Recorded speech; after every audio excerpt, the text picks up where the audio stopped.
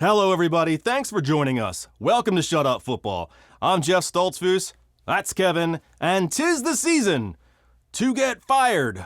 The Panthers fired head coach Frank Reich. Now they'll never make the playoffs. It's a tough time. More firings will be coming. We know this. But I don't want to make fun of people for losing their jobs. Except Josh McDaniels. That was special. So let's get straight to the roast.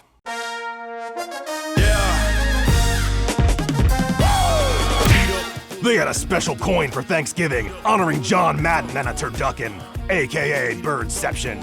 Jordan Love came to play. He had 3 touchdowns, no sacks, and no picks. In fact, the only blunder came on 4th and 1, when he and A.J. Dillon tried to occupy the same space at the same time, which Time Cop clearly told us was not possible. Greg Olsen plunged his fist into a turducken that I'm like 90% sure was going to get eaten later by some orphans or hangry teamsters. For reasons unknown, Rob Gronkowski stole a child. Jared Goff fumbled 3 times. The Packers were so dominant, they couldn't even be stopped by security. Oh, you want me to go around? I'll see you in hell. Tony Romo explained how new stadiums are made. Here's the daddy stadium. Okay. Daddy, here's the mommy stadium. Dak Prescott threw 4 touchdowns and had no sacks, no picks, and ate his fingers down to the bone. The halftime show featured a country music gilf, or maybe gilf, and Tony Romo wanted to knock the dust off of it. He was wearing the Cowboys cheerleading outfit. Yeah. Can't we go one holiday without Tony Romo's vicious boner? Pack it up, Tony. She's a legend. Besides, it probably tastes like old pennies. Cavante Turbin scored a touchdown and dove into the soup bucket for poor people. The Cowboys had turkey legs stashed in it, and Dak had a feast. Almost as good as my fingernails. Deron Bland set an NFL record with his 5th pick 6 of the season. One more, and Goodell has to be his butler for a week. It was a convincing win that everyone already was convinced they would win. Should we just vote next time? Save the trauma? The Niners got back in the saddle and rode the Seahawks like an old mule. Geno Smith was beat down and picked off. His offensive line was made of human turnstiles. The Seahawks were tripping over their ping-pings at every chance. Fresh out of the bakery, it's Muffin Punts.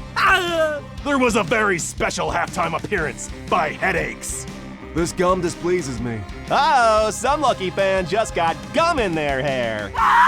Chris Collinsworth circled literally the only thing on the screen, as if to say, look where you're already looking, dum-dums. Christian McCaffrey needed to be reset. It reminded me of that scene in Iron Man, where it took 2 guys with screwdrivers 35 minutes to put his suit on.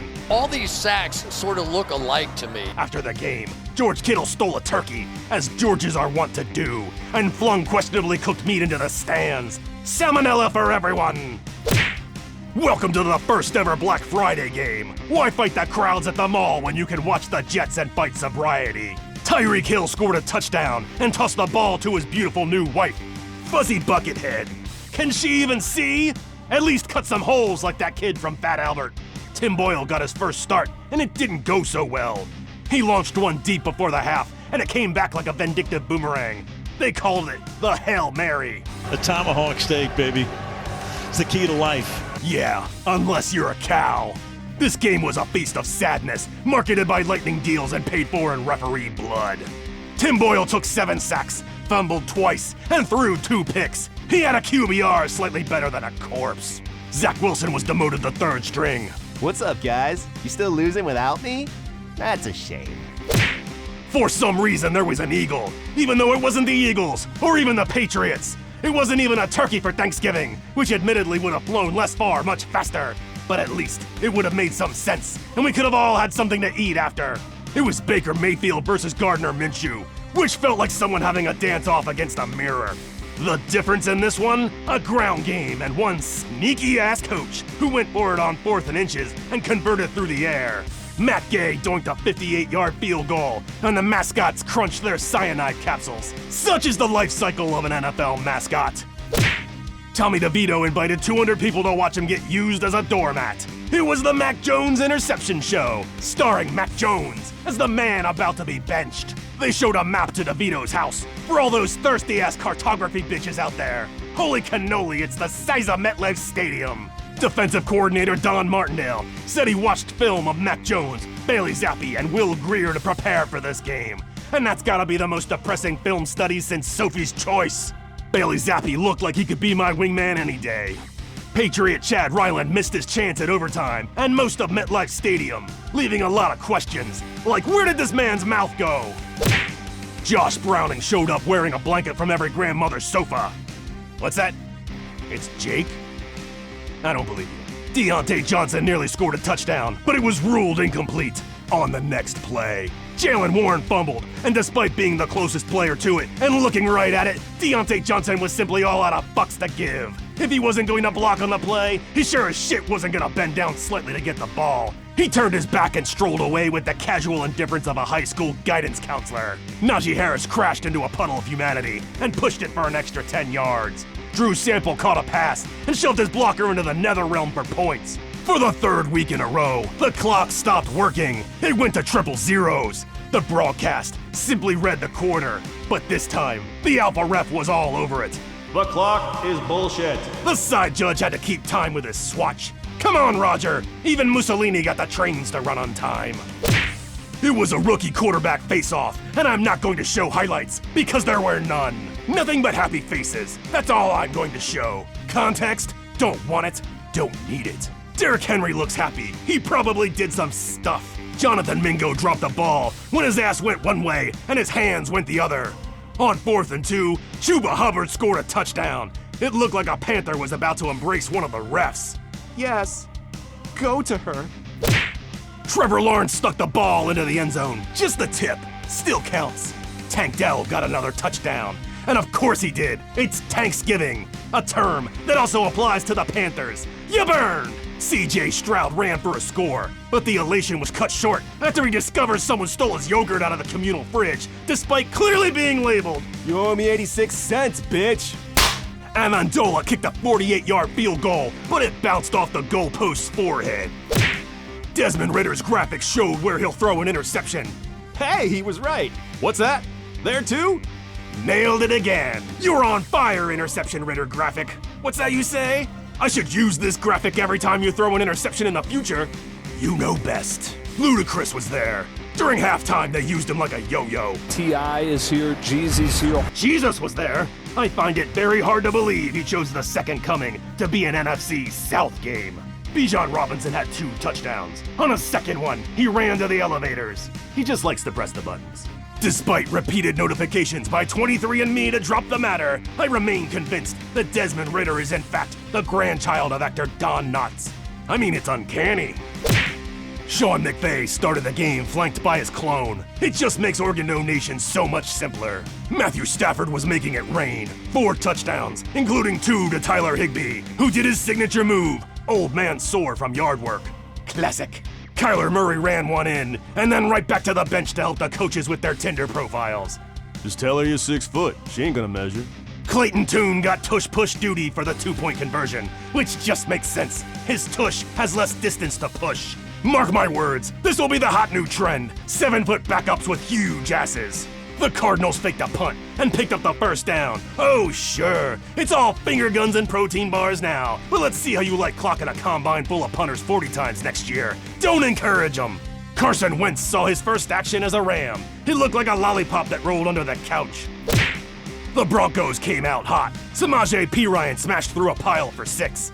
Meanwhile, DTR waited patiently for his turn on the sideline, looking like a popsicle. Look, I know it's cold, but why don't they just make NFL jerseys with pockets? They could carry their cell phones, their blush, whatever. Little Caesars hacked into Russell Wilson's helmet and started calling plays. Pizza, pizza, pizza, pizza. They sell a shit pizza, but by God, their pizza play calling skills are unmatched. During the half, a surprise appearance by Kyler Murray.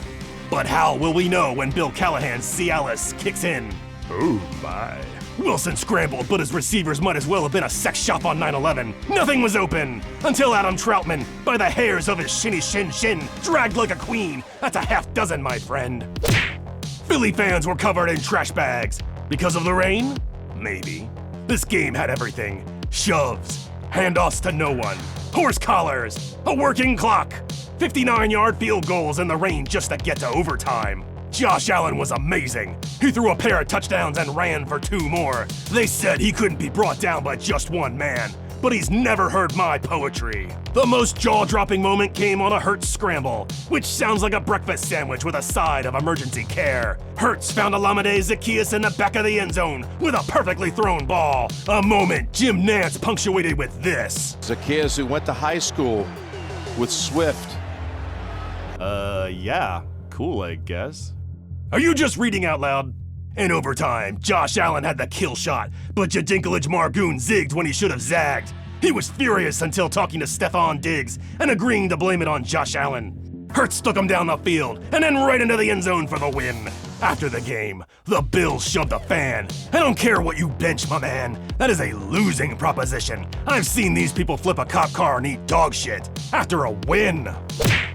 Isaiah Pacheco scored 2 touchdowns and got saucy. Rashee Rice scored again. Nate Hobbs got a hand on him, and if Rice was wearing a cardigan, he would have had him too. Haagen-Dazs and Taco Bell. Ooh. I chose my lunch very poorly. Hello! I just have so many questions to ask the parents of this future congressman.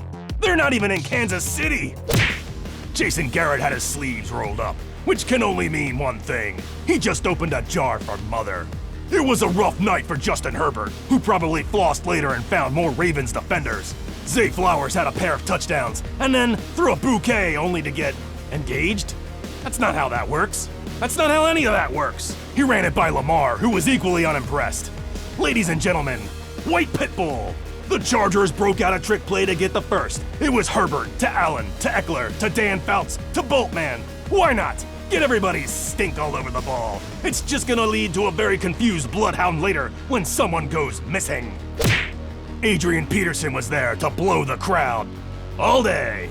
If you like field goals and scowls, this was the game for you. Joshua Dobbs threw 4 interceptions, and Justin Fields fumbled twice. Kyler Gordon was flagged for taunting, but it wasn't his fault. His helmet was infested with Adrian Peterson's. Troy Aikman looked smart in what I would describe as a very fuckable suit. TJ Hawkinson had the game's only touchdown. The Bears were more likely to find Atlantis than the end zone in this one, but they still pulled it out. The Vikings finished with the most embarrassing play in football. It never seems like anyone's actually trying to score a touchdown on this play. Just not shoulder the burden of 4 quarters of ineptitude by being the last one to touch the ball. This is what soccer looks like to me.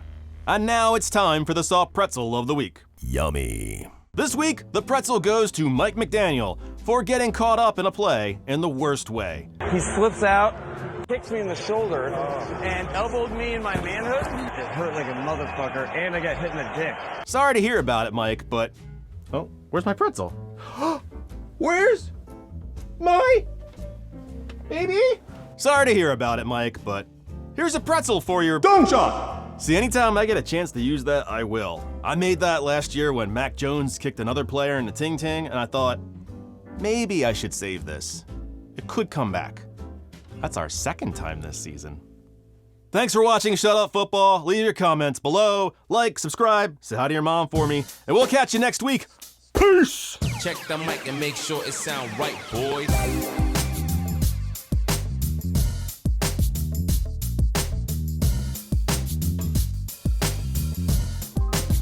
It sound right, boy. Sorry to hear about your trouble, Mike. Here's a pretzel. Take the pretzel. Take the pretzel. The pretzel is yours to take, Mike. Mike, want the pretzel? Take the pretzel, Mike. Salmonella for everyone!